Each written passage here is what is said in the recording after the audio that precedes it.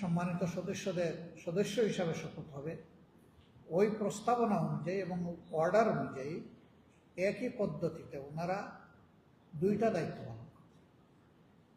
প্রথম দায়িত্ব পালন হবে ওনাদের সংস্কার পরিষদের সদস্য হিসাবে। সংসদ গঠিত হওয়ার 180 দিনের ভিতরে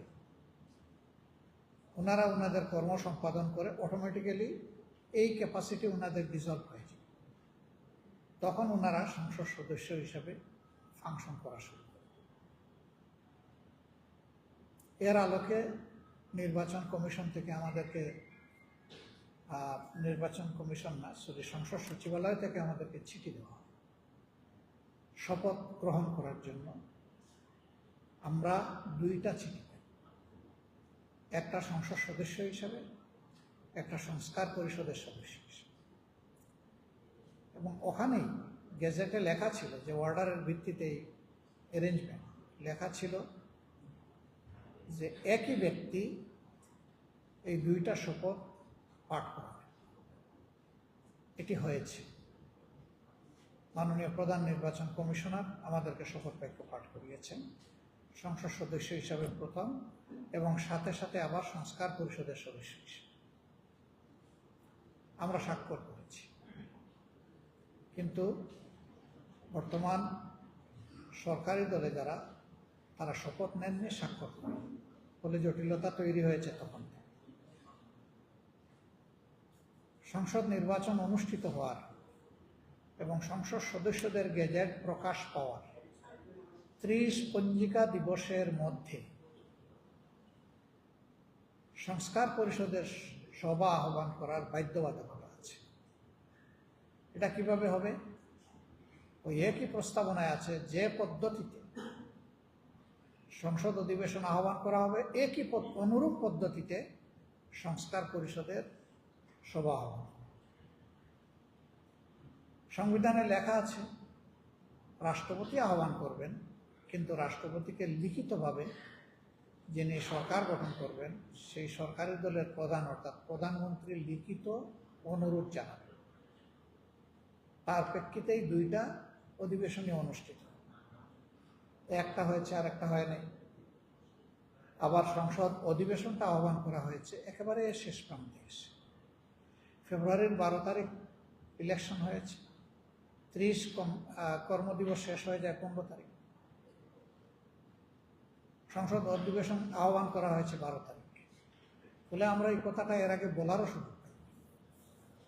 আমরা 15 তারিখ বিষয়টা উঠাই শেষ কর্মদিবসে, এবং মাননীয় স্পিকার এইটাকে আমলে নিয়ে বলেন এই ব্যাপারে নোটিশ প্রদান করা হচ্ছে। পরবর্তী কর্মদিবস ছিল 29শে মার্চ। আমরা সেই দিবসেই আমরা 62 বিধিতে নোটিশ দেই এবং সেই নোটিশ কগনিজেন্সে নেন স্পিকারের দায়িত্ব পালন করা মাননীয় ডেপুটি স্পিকার। তিনি নিয়ে এ বিষয়ে আলোচনার জন্য আজকের সময় এবং তারিখ নির্ধারণ করেছিলেন। আজকের দিবসের শেষ আলোচনা হবে এটার উপর হয়েছে।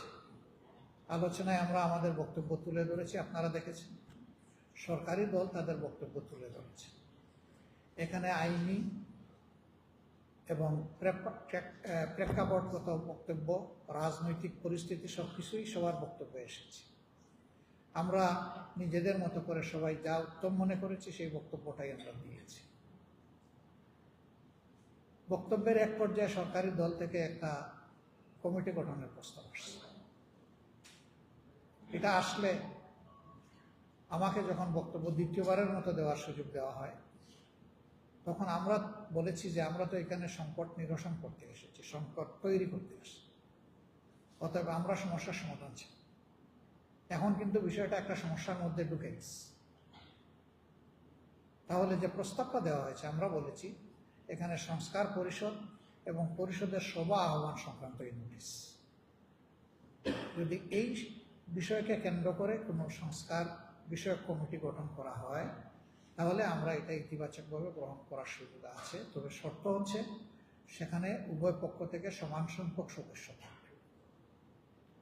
যদি সমান সংখ্যক সদস্য না থাকে, সংসদ সদস্যদের অনুপাত হারে যদি সেখানে সদস্য নির্ধারণ করা হয়, তাহলে সেখান থেকে ভালো কোনো আউটকাম আসার সম্ভাবনা নেই। আমরা এই প্রস্তাব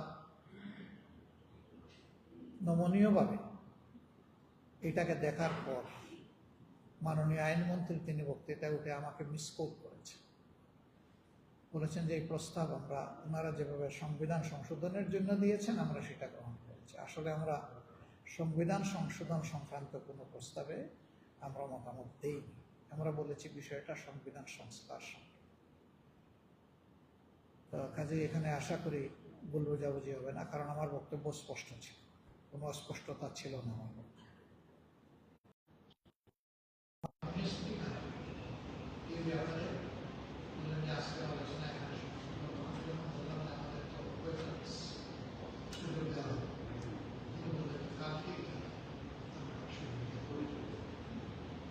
এইভাবে বিষয়টা আমাদের এসে দাঁড়িয়েছে। আমরা কালকে বিষয়ে আরো যদি কথা বলার সুযোগ পাই আপনারা জানবেন, দেখবেন। আপনাদের সহযোগিতা চাই। আমরা এই সমস্ত এসে মোকাবিলা অবস্থান থেকে সংসদ উত্তপ্ত করে আমরা সংকট সৃষ্টি করার উদ্দেশ্যে আমরা প্রথম দিনই বলেছি আমাদের মোকাবিলা এই এলাকায় সরকারি দল ভালো দিক নেবে আমরা সমর্থন দেব। কিন্তু যদি দেশের মানুষের অধিকার হয়, স্বার্থ নষ্ট হয়, তাহলে আমরা সেখানে প্রতিবাদ করবো, বাধা দেব, প্রয়োজন। এটা ছিল আমাদের একটা প্রশ্ন। মানুষ যেহেতু গণতন্ত্রের রায় দিয়েছে, আমরা তাদেরকে অনুরোধ করেছি এই রায়কে কোনো অভিপ্রায় সম্মান করার জন্য, তাহলে তারাও সম্মান করবে। আমরা বলেছি যে গোটা সংসদ সম্মানিত হবে যদি আমরা সবাই মিলে গণতন্ত্রকে সম্মান করতে পারি। আমরা এটাই তাদের আশা করি। আমরা আশা করি বিষয়টা তারা আন্তরিকভাবে বিবেচনায় নেবেন এবং সংকট নিরসনে তারা উদ্যোগী হয়ে শুভেচ্ছা দিচ্ছেন। মাননীয় আমার প্রশ্নটা হচ্ছে, আজকে সরকারি দলের পক্ষ থেকে যেটা বলা হয়েছে সংবিধান সংশোধন সংক্রান্ত বিশেষ কমিটি, সেটা যদি হয় আপনারা সেখানে থাকবেন কিনা? আমরা যেটা বলেছি সেটা আমাদের বক্তব্য পরিষ্কার। আপনারা সমান সংখ্যক সদস্য হলেই থাকবেন, আর যদি সমান সংখ্যক সদস্য না হয় সেক্ষেত্রে থাকবেন না। সংশোধন এবং সংস্কার, এখানে যে বিভেদটা তৈরি হচ্ছে, আপনারা চাচ্ছেন সংস্কার, প্রেসিডেন্ট থেকে বলছে সংশোধন।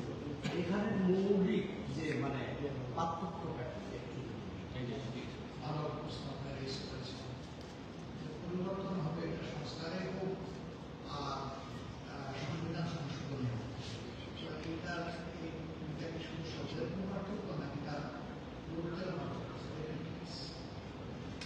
সংস্কার পুরো যে আইনের পরিবর্তনে আমরা হাত দিতে পারবো, কিন্তু যদি সংশোধন হয় আপনার সেখানে অনেক লিমিটেশনস,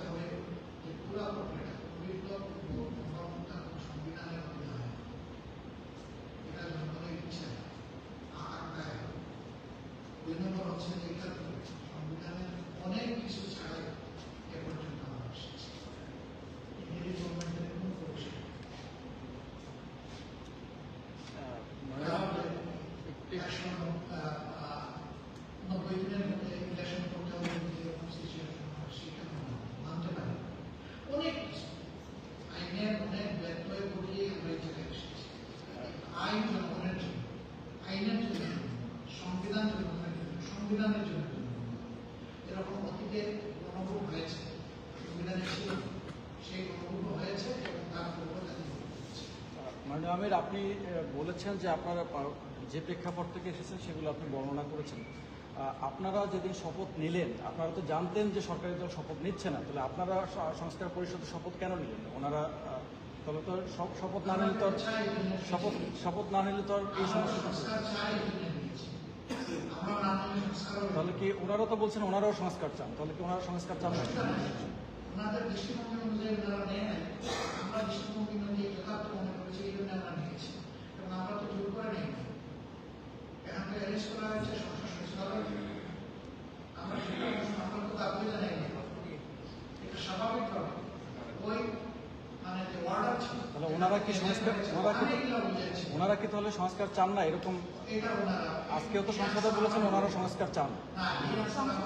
মানে আমরা একটু ক্লিয়ার হতে চাই, কালকে তো আবার অধিবেশন বসবে, সেখানে যদি সরকারের যে প্রস্তাব অনুযায়ী সংবিধান সংশোধন সংক্রান্ত বিশেষ কমিটি হয়, সেখানে আপনারা এগ্রি করবেন কিনা এটা আমরা জানি। কালকে আসলে আমি সূর্যটা এমন চিন্তা হইতে গণভোট বিষয়ে তারা তাদের কথা স্পষ্ট, তারা তাদের লোগোর বেসিস অনুযায়ী তারা সংবিধান সংশোধন করবে, কিন্তু এই কমিটি আপনি 50% চেয়েছেন, আপনি বলছেন এটা আমার পুরোপুরি সম্মতি নেই। যদি আপনারা যদি 50% যাবে সেখানে